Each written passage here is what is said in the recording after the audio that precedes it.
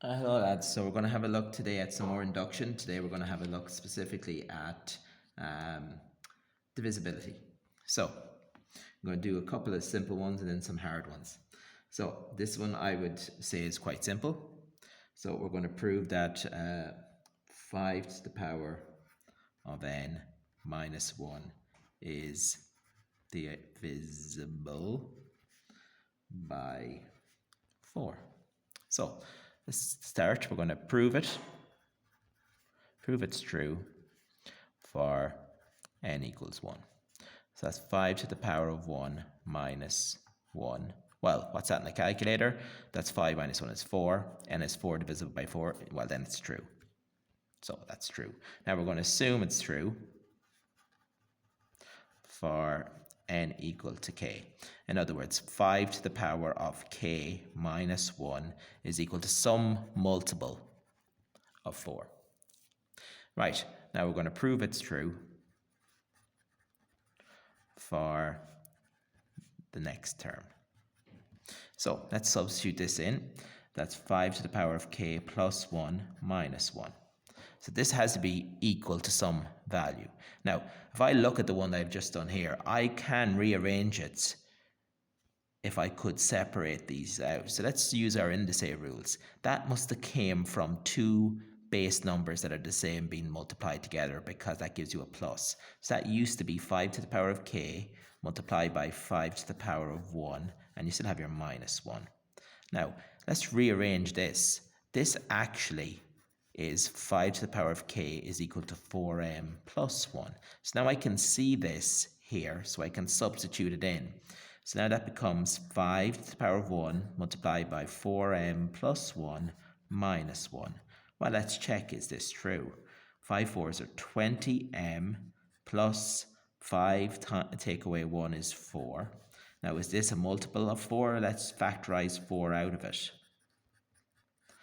So, is a multiple of 4 QED. So, if it's true for n equals k plus 1, it must be true for n equal to k. And if it's true for n equals 1, it must be true for all n an element of the natural numbers. And remember, that's a little spiel that has to be there for that extra 1 mark. Otherwise, you lose a mark. Now, I'm not going to write this every time, but I'll always refer back to that. Now, let's step this up a notch. Let's do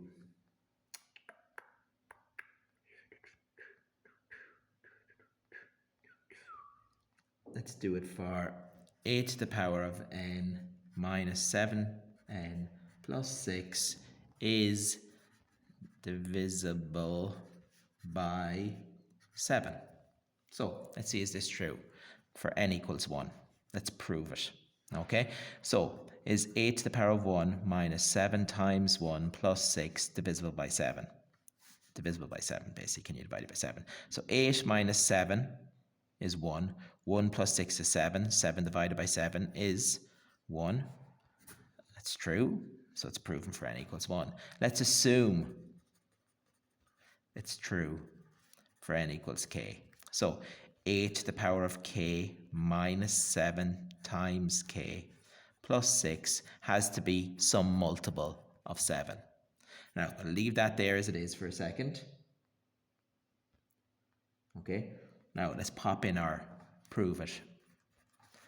True for k plus 1. So in other words, 8 to the power of k plus 1 minus 7 to the power of k plus 1 plus 6 should also be a multiple of 7. You notice I don't write down this again because I don't need to. I'm just going to, because I'm going to sub this in. Okay, so let's see what we can do. We can definitely split this up. So let's just write this down as if we didn't know what we were doing. We could split this up into this times 8, because that's a plus 1. So I can multiply this out, minus 7k minus 7 plus 6. Okay, now what I'm looking at here is I could easily replace this with something up here if I could rearrange this. So that's what I'm going to do. Let's rearrange this. That could be 8 to the power of k is equal to 7m plus 7k minus 6. So I could put that in here, and I'd have 8 times 7m plus 7k minus 6. And I still have a minus 7k minus 7 plus 6. That looks like they're the same, but I have a multiplication here. So let's multiply this out. 7 8s are 56m plus 56k minus 48 minus 7k minus 7 plus 6. So let's get a bit of calculator work going on here. Well, look, and I've got 56m. There's no other m's. I've got a k, take away 7. That's 49k. So far so good, because both of them are divisible by 7. Now, this is where the fun begins. I have 48, and I'm taking away 7 and adding 1. So, minus 48, take away 7, add 6. And I get minus 49. And would you give a guess? Everything is divisible by 7.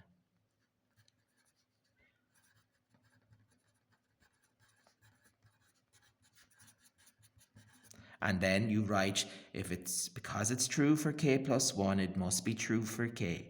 And if it's true for n equals 1, it must be true for all n an element of the natural numbers.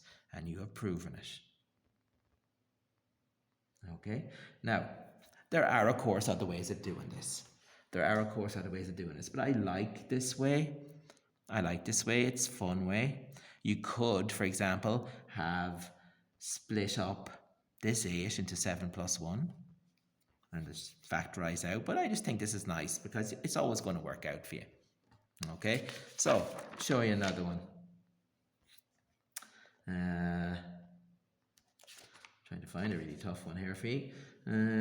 Okay, this one. 2 to the power of 3n minus 1 plus 3 is divisible